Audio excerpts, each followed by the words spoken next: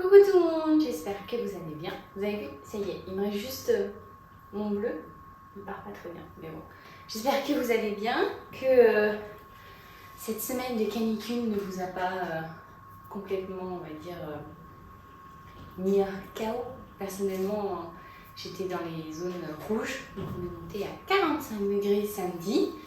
J'ai bien cru que j'allais y passer parce que du coup, en plus, je travaillais et là où je travaille en restauration, donc il faisait énormément chaud.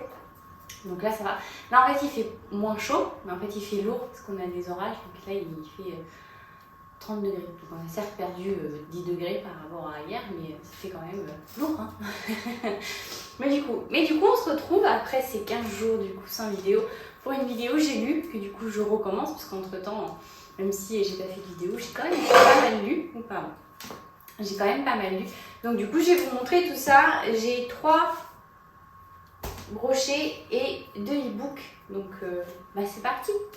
J'ai lu La Cour des Ouragans, Souveraine, de Sang d'écume et de glace, Girl, Serpent and Thorn et Wonder Throne. Du coup, on va commencer par les e-books. J'ai la tablette. Donc du coup, on va commencer par Wonder Throne. Du coup, donc là, on est juste après du coup que on suit du coup l'histoire, si vous avez pas lu le tome 1, de 3 sœurs qui sont jumelles, qui sont destinées en fait à avoir le pouvoir, monter sur le trône, sauf que pour cela, elles doivent tuer du coup leur sœur, du coup les 2 autres. Donc du coup, on est sur on va dire un livre qui est vraiment une lutte de pouvoir pure et simple, purement simplement, même si on va dire que cette année, on va dire pour ce trône-là, les choses ne se passent pas forcément comme prévu. Parce que chacune des sœurs est censée avoir une affinité particulière. Il y en a une avec les poisons, l'autre avec la nature et l'autre est censée être avec les animaux. Sauf que ça ne se passe absolument pas prévu du tout comme ça. Celle avec la nature, donc oui. Sauf que celle qui est censée avoir une affinité avec les animaux n'en a absolument pas. Elle va se découvrir à la fin du tome 1 une affinité plutôt avec les poisons, qui est très étonnant. Et du coup, en fait, la 3e sœur qui a les poisons est les supporte très difficilement. Sauf que du coup, dans le tome 1, à la fin, du coup, en fait, elle est trahie par l'homme qu'elle aime, son honnête, et en fait, il la pousse dans un puits sans fond où jadis étaient du coup les reines sont tuées, et du coup, en fait, elle remonte de ce puits-là, sauf qu'on ne savait pas dans quel état réellement elle était. Là, on le voit, elle est, on va dire, complètement différente et elle est en un sens complètement détruite en fait, parce que certes elle supporte du coup les poisons beaucoup plus, elle est devenue cruelle aussi, elle ambitionne réellement le trône, ce qu'elle n'ambitionnait pas réellement au début. Elle veut absolument ce trône là, c'est qu'en fait elle est pour le coup dans l'excès. C'était une jeune fille qui était très timide et très réservée, et là pas du tout, elle est vraiment dans l'excès. Elle prend des poisons et elle en mange à fusion alors que ça pourrait la tuer, elle en a absolument rien à faire. Elle en mange au point où normalement elle devrait être malade et ce n'est absolument pas le cas. Elle est devenue cruelle envers ses sœurs et envers sa famille aussi en quelque sorte, parce que du coup elle les rejette suite à ce qui s'est passé, elle ne veut pas leur dire ce qui s'est passé. Donc du coup voilà, donc ça c'est Catherine qui est comme ça. Ensuite du coup on a Mirabella, qui du coup, elle est la princesse qui du coup a l'affinité avec la nature, qui du coup en fait ne veut en découdre avec une de ses sœurs, parce qu'elle estime que celle-ci l'a trahi, et c'est Harissonné. Et donc Harissonné, c'est celle qui normalement est censée avoir du coup une affinité avec les animaux, et alors que pas du tout. Et en fait, une sorte d'alliance va se créer entre elles deux, parce que du coup, Mirabella va comprendre qu'Harissonné ne l'a absolument pas trahi. Ce n'est absolument pas du tout ce qui s'est passé. Elle va assister impuissante aussi à la mort d'Harissonné. Attention, c'est pas un spoiler, je vous assure. Du moins, tout le monde est persuadé qu'elle meurt. Et donc du coup, Mirabella veut se venger de cette mort-là, de sa sœur. Elle va du coup provoquer un duel du coup Catherine. Et en fait, lors de ce duel, c'est là que du coup, tout le monde se rend compte que cette année, la sélection n'est absolument pas du tout, ne se passe absolument pas comme prévu. Parce que elles ne veulent pas forcément se tuer. Du moins 2 d'entre elles ne veulent pas se tuer, et ce qui est chose improbable, parce qu'il faut forcément une gagnante. Il faut forcément quelqu'un sur le trône. Il va y avoir des pactes, il va y avoir beaucoup de trahison, il va aussi y avoir beaucoup d'amour. C'est un livre en fait qui nous montre la déchirure entre les sœurs, parce que du coup, malheureusement, Catherine va être complètement délaissée de ce trio, même si elle ne se connaissait pas forcément, elle va être complètement mise à partie et mise à mal en fait à cause de ses actions, alors que du coup Mirabella et Arsène s'en profitent pour se rapprocher, elles vont devenir beaucoup plus proches et elles vont du coup remettre en fait en cause et en doute toute cette sélection pour les reines, pour le trône. Donc du coup en fait c'est vraiment ce tome-là est vraiment concentré sur cette dynamique en fait qu'il y a du coup entre Mirabella et Arsène qui vont se rapprocher, qui vont du coup découvrir aussi les pouvoirs l'une de l'autre, tout comme Arsène va devoir apprendre ses propres pouvoirs, mais aussi en fait du coup à vivre sans sa famille qui du coup l'a élevé, mais aussi sans sa meilleure amie, Jules, qui du coup va passer, on va dire, pour moi en tout cas, elle passe au-dessus des reines. Je pense qu'il va y avoir un énorme coup de théâtre dans le tome 3 avec ce personnage-là, parce que franchement, elle va prendre énormément d'importance, elle en prend déjà beaucoup dans ce tome-là, elle va, on va dire, grandir, on va aussi en apprendre beaucoup sur elle.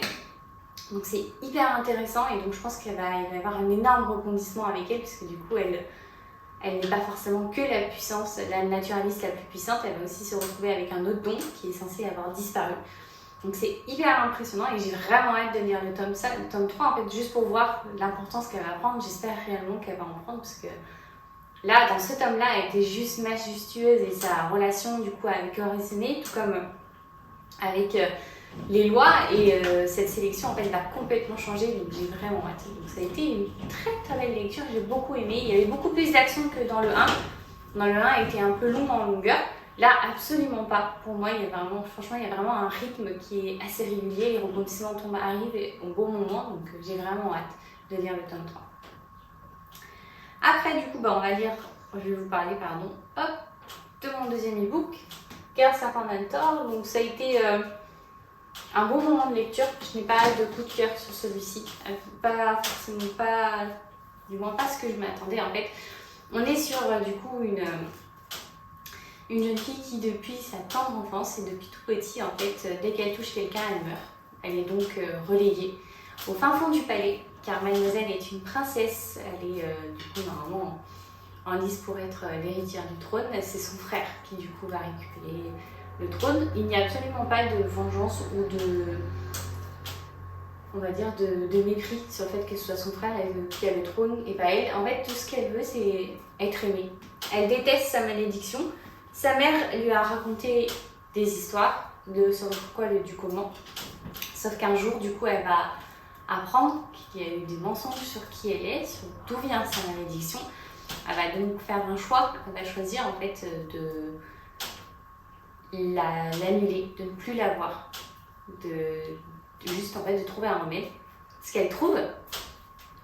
Sauf que ce remède-là va se révéler fatal pour son royaume, parce qu'en fait elle est bernée par du coup un démon qui du coup en fait s'avère être le plus grand ennemi du royaume. Donc elle guérit, elle n'a plus de poison, sauf qu'en fait elle en vient après cette guérison du coup à les regretter et elle se rend compte que ça faisait partie d'elle-même, que c'était grâce à ça qu'elle était qui elle était et qu'elle était cette princesse tant redoutée et craignée. Elle va se rencontrer des alliés, elle va aussi se rendre compte que son frère du coup n'était pas forcément ce qu'elle pouvait penser, s'il a été aussi éloigné d'elle, c'était pas forcément par choix. Donc c'était une belle lecture, on apprend beaucoup de choses sur les légendes perses, parce que du coup il y a des personnages qui font partie des légendes-là. J'ai beaucoup aimé cette partie-là en fait, sauf que du coup pour moi ça a été limite prévisible un peu, la fin. Donc je sais pas si c'est parce que je m'y attendais ou autre, mais du coup c'est pour ça que ce n'est pas un énorme coup de cœur, c'est juste une belle lecture. J'ai passé un bon moment quand je l'ai lu, mais pour moi ça s'arrête là. Il n'y a pas d'énorme coup de cœur où je le recommanderai à tout le monde. Il est bien, vous pouvez le lire si vous aimez les légendes, parce que c'est un peu une réécriture de La Belle et la Bête. Si vous aimez les légendes un peu perses et en apprendre, parce que du coup on en apprend quand même beaucoup, même si j'aurais aimé en apprendre un peu plus. On apprend tout un nouvel univers qui est pas forcément vu et beaucoup revu dans dans le young adulte fantasy, donc j'étais contente. C'est pour ça aussi que je l'ai autant aimé, même si je pense qu'il n'y aurait pas eu ce côté-là perse, je l'aurais sûrement beaucoup moins apprécié. Donc voilà, donc ça a été une très belle lecture, mais ça s'arrête là, pas de coup de cœur pour moi. Ensuite, on passe au brochet. Alors, on va passer sur celui-ci, La Cour des Ouragans, Vampiria, excusez-moi, qui du coup est la fin de cette trilogie, du moins du point de vue de Jane, du coup, parce que du coup, il y aura d'autres suites, mais ça ne sera pas sur elle, ça sera sur d'autres personnages secondaires que j'ai hâte pour le coup de lire. Donc du coup, voilà. Donc on retrouve du coup Jane qui... et pour le coup, c'est sa double identité qui commence à lui peser énormément. Donc elle va se retrouver à devoir épouser un corsaire qui commence un peu à mettre le bazar dans le commerce maritime de la France. Donc le roi l'envoie à ce mariage-là et lui donne une mission en plus, c'est de ramener un joyau que ce corsaire a trouvé là. Et ce joyau en fait est censé permettre du coup aux vampires de pouvoir du coup sortir en plein soleil. Chose que du coup le roi soleil pour le coup souhaite absolument, c'est vaincre du coup vaincre le jour, pouvoir sortir pleinement et donc du coup étendre son empire. Donc Jane, à contre-cœur et absolument pas du tout envie, mais elle y va en fait pour détruire le joyau et absolument pas le ramener en France. Elle y va, sauf que du coup quand elle arrive sur le bateau du corsaire, elle se rend compte que le mariage ne va pas forcément se passer comme elle l'espérait, ou comme le roi aussi l'espérait. Elle va se retrouver du coup à combattre, ou à devoir arracher cette main du coup du corsaire pour pouvoir l'épouser avec du coup d'autres prétendantes qui sont sur le bateau. Donc nous avons une anglaise qui est du coup accompagnée de Lord Starling, qui du coup va devenir un personnage très important dans celui-ci. Et donc du coup nous avons aussi une princesse qui vient d'Inde et nous en avons une autre corsaire et une qui vient d'Islande. Donc elles vont toutes se combattre pour la main de corsaire avec des épreuves qu'il aura lui-même choisies. Des épreuves qui pour le coup est absolument à la hauteur de ce corsaire qui s'appelle Phoebus, qui est du coup soleil, va se retrouver extrêmement cruel, un peu paranoïaque aussi, soyons honnêtes, complètement taré. Honnêtement c'est plus ça le mot qui va avec. C'est un personnage complètement taré qui en fait n'a pas confiance aux autres, même en son propre équipage. Il va du coup se retrouver cruel et en fait les épreuves qu'il a, elles sont mortelles et la seule chose qui en quelque sorte importe, c'est le spectacle qui est donné pour ces épreuves-là.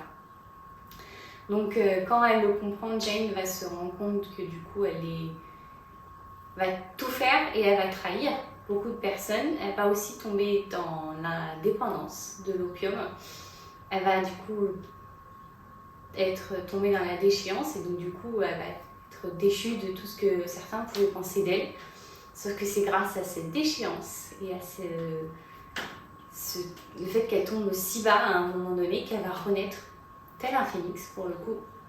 Elle va aussi comprendre qui elle est réellement, ce qu'elle souhaite réellement faire avec la Fronde, les résistants contre les vampires. Et donc du coup elle va s'apprendre à se connaître elle-même. Et c'est vraiment ce tome-là, pour moi, est vraiment fait sur ça, sur en fait la compréhension d'elle-même, ce qu'elle souhaite, qui elle est réellement. Elle n'est pas forcément que Jane ou du coup Diane, elle est un peu des deux. Elle est aussi autre chose, une expérience un peu ratée, on l'apprend. La chimie prend une grande part dans cet homme-là, on apprend beaucoup plus sur elle. Donc c'est vraiment une très très belle fin. Pour moi, c'est une fin qui allait parfaitement en adéquation avec le roman et ce qu'on avait lu. Donc la trilogie se termine parfaitement bien.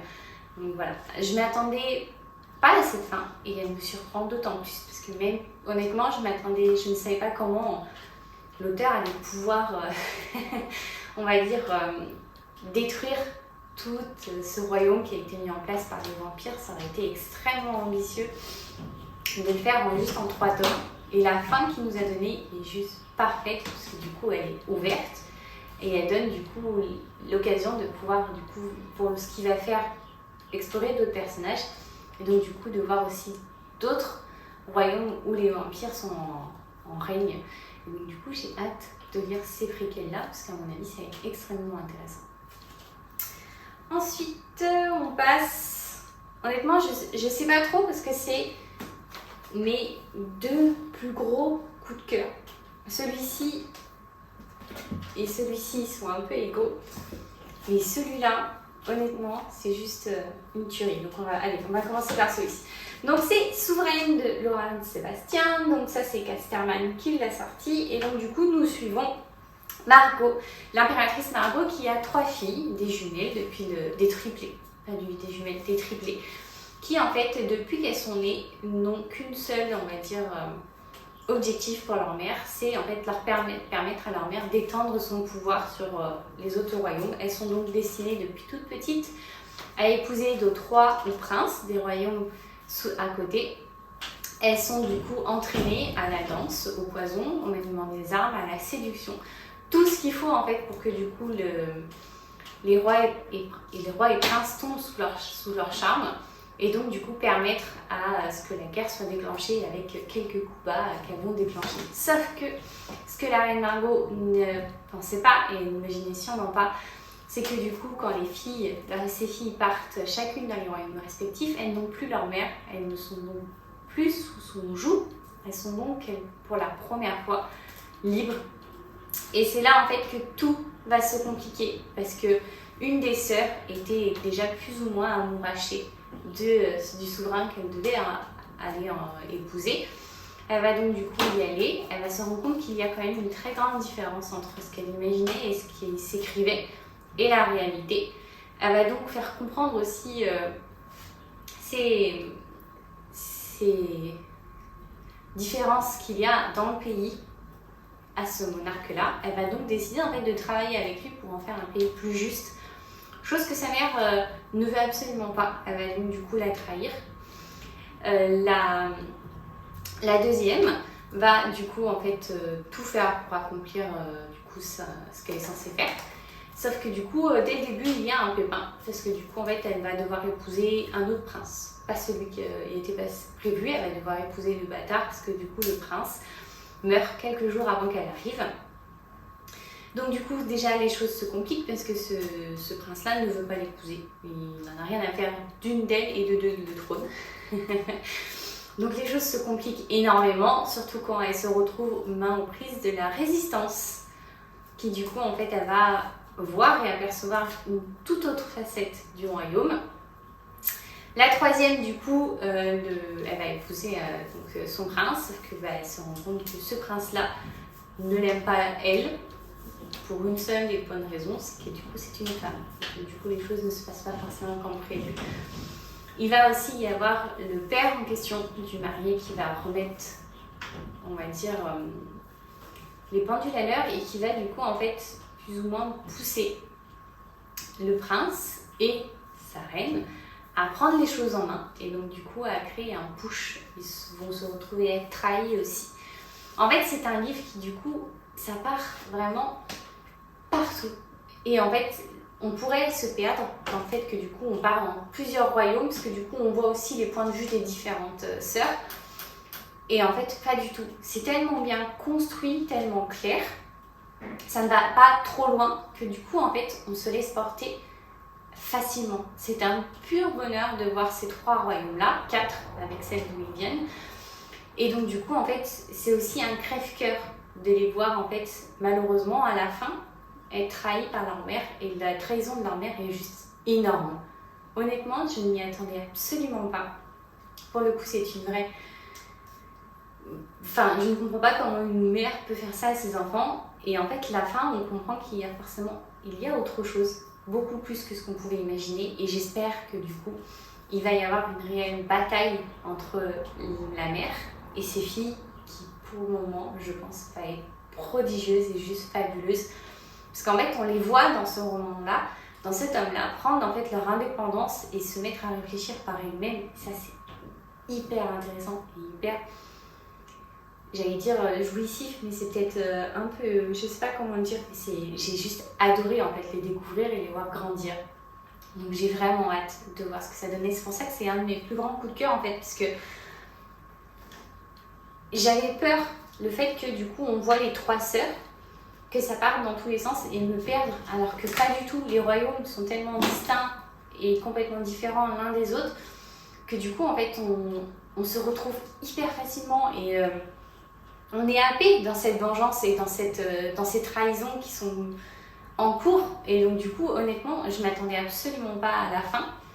Ça a été une énorme surprise et donc du coup quand je l'ai fermé, il m'a quand même fallu un certain temps avant de pouvoir lire autre chose parce que j'étais tellement dedans et prise dans l'univers que je me suis dit mais non, enfin j'étais tellement dedans que je me suis dit bon, bah, du coup je fais quoi? En fait j'avais rien envie de lire après, j'ai pu ne lire que le lendemain après-midi parce que j'étais trop happée en fait dedans tellement j'avais adoré. Et enfin sur le coup de cœur qui est absolu, on peut dire que ce tome 2 est extrêmement réussi. Il s'agit du coup de Sans écume et des glaces, le tome 2, Légende. Et donc du coup nous retrouvons Perséphone qui est en pleine vadrouille pour aller chercher du coup cette fameuse pierre en Amazonie. Elle est donc toujours accompagnée de Mewen qui se retrouve être du coup son seul compagnon du voyage. Leur relation va énormément évoluer dans ce tome-là. Ils vont juste en fait certes se rapprocher, mais ils vont aussi s'apprivoiser. Il va y avoir aussi quelques découvertes sur le passé du coup de Perséphone, parce que nous allons voir son père qui honnêtement est aussi effrayant qu'attachant. Nous allons voir ses deux côtés, nous allons voir son côté humain, qui est vraiment paternel avec Perséphone, tout comme on va voir son côté du coup Morgane, son côté Morgane en lui, de sirène, qui est juste franchement complètement effrayant. C'est un tueur froid, sanguinaire, qui ne pense qu'à une chose. Quand il a commencé à tuer, il ne pense qu'à en fait, juste jusqu'au bout. Il faut qu'il tue tous ceux qui restent. Il ne doit pas y avoir un seul vivant sur le terrain. Donc ça a été impressionnant et hyper intéressant de voir en fait cette duologie en lui, parce que du coup en fait on la retrouve au fil des pages dans Perséphone, qui du coup en fait se pose énormément de questions sur qui elle est, pourquoi. On va aussi avoir un nouveau compagnon de voyage dans ce tome-là qui est adorable. Honnêtement, je l'adore. Il est juste hyper... il fait ressortir en fait un Perséphone en quelque sorte son côté humain, son humanité qui du coup en fait pour moi est une très grande force, même si elle estime et beaucoup de Marie-Morgane estiment que c'est une faiblesse. Pour moi c'est une très grande force. Donc j'aime beaucoup leur interaction. C'est pas mal teinté de sarcasme, c'est peut-être pour ça que j'aime beaucoup. Mais du coup on va la voir du coup aller jusqu'à cette fameuse pierre, sauf que là honnêtement la fin je déteste et j'ai détesté l'auteur avec cette fin qu'elle nous a donnée, parce que là j'avais juste envie de lui dire mais non mais c'est pas possible en fait, on peut pas lâcher et donner une fin de bouquin comme ça, c'est inhumain pour un cœur de lecteur, parce que là c'est pas possible. Et même on voit tout de suite que l'auteur s'y attendait, puisque du coup à la fin elle met en remerciement: cher lecteur, à ce stade normalement tu as envie de me tuer, c'est compréhensible et je vais donc te remercier en premier d'avoir toujours foi en moi, ainsi que la patience de supporter mes fins en queue de poisson, ce qui est exact. Je me permets de te rappeler aussi que si je péris maintenant, tu n'en auras pas de tome 3. Ce qui est aussi très douloureusement vrai. Parce que la fin est une pure succession de trahisons, mais des trahisons qui sont juste horribles. Là, Perséphone, elle est en plein... Elle a juste le cœur déchiré en 1000 morceaux, cassé, son humanité est limite en train de s'envoler. Et la mienne, honnêtement, quand j'ai lu les fins, les derniers chapitres, mon cœur se brisait en même temps qu'elle. J'ai littéralement pleuré avec elle en même temps, parce que là, les dernières pages, elle apprend toutes les trahisons et tout ce qu'elle doit dire et tout ce qu'elle va devoir vivre. Elle se retrouve en fait avec sa tante Méduse, qu'on a vue que très brièvement au début. On la voit du coup à la fin très brièvement. Elle se jette dans ses bras et honnêtement, j'ai très très peur de la suite. Parce que les trahisons et tous les secrets qu'elle a appris va mettre un bazar monstre, mais monstre, dans toute cette famille qu'elle avait réussi à construire quand même. Donc j'ai vraiment, vraiment peur de ce que ça va donner, parce que là, c'est juste incroyable. En plus, j'ai adoré ce tome-là parce qu'on voit d'autres sirènes en fait. On voit d'autres systèmes de matriarcat, parce que ça reste les femmes au pouvoir. On voit d'autres en fait peuples. On voit comment ils vivent, donc on voit différentes choses. Et les livres au début étaient tellement bien écrits jusqu'à la fin que je ne m'attendais pas à tant de trahison, même s'il y avait quelques indices, mais je ne m'attendais absolument pas à ça. Et honnêtement, là, j'ai très très peur de ce que ça va donner. Parce qu'à mon avis, si le père de Perséphone apprend la moitié de ce qu'elle sait, ça va partir en bain de sang général. Enfin, il va y avoir un massacre énorme. Tout comme sa tante, quand elle va apprendre, j'ai peur qu'elle s'effondre, alors que c'est une femme qui est juste génialissime. Elle est délicieuse tellement, elle est sarcastique, elle est protectrice. C'est le genre de tante qu'on aimerait complètement barrer, mais qui fait tellement de bien quand on va la voir et qu'on lui dit ce qu'on va pas. Voilà, ça va être à mon avis très très compliqué de lire ce tome-là, le tome 3, parce que déjà que là, j'ai fini en larmes. Je n'ose imaginer ce que ça va donner surtout ce tome 3. Et voilà, du coup je vous ai tout montré. Je suis désolée si j'ai mon éventail avec moi parce qu'il fait quand même assez chaud. Il fait lourd, même si les fenêtres sont ouvertes. Mais du coup, je vous ai montré tout ce que j'ai lu dernièrement. Et honnêtement, je pense pour les 3 livres brochés sont mes 3 énormes coups de cœur. C'est juste des pure merveille. Donc ça, c'est une fin du coup de saga. Donc je ne pense pas que nous reverrons, ou alors très partiellement, Diane Jane. Et ces deux-là, en fait, j'attends juste d'avoir la suite, parce que les fins sont totalement différentes les unes des autres, mais elles m'ont toutes les deux juste brisé le cœur, et j'ai hâte de lire la suite, parce que c'est très compliqué de lâcher les univers, tellement je les ai adorés. Et dès que j'ai fini les deux, que ce soit l'un ou l'autre, il m'a fallu un peu de temps pour me plonger dans un autre univers, parce que j'étais tellement happée que voilà. Mais du coup, voilà, on se dit à lundi prochain pour une nouvelle vidéo. J'espère que vous allez passer une bonne semaine avec beaucoup moins de chaleur, parce que je déteste ça. Honnêtement, j'ai cru que j'allais rester chez moi cette semaine et pas aller au travail tellement il faisait chaud. Et en plus, j'ai regardé le temps qu'il faisait à Dublin, il fait 16 degrés, le temps parfait pour moi, il pleut, j'adore. Donc, mais du coup, on se dit à lundi prochain. Je vous souhaite une très bonne semaine et j'espère que vous avez passé un bon lundi. Bye bye!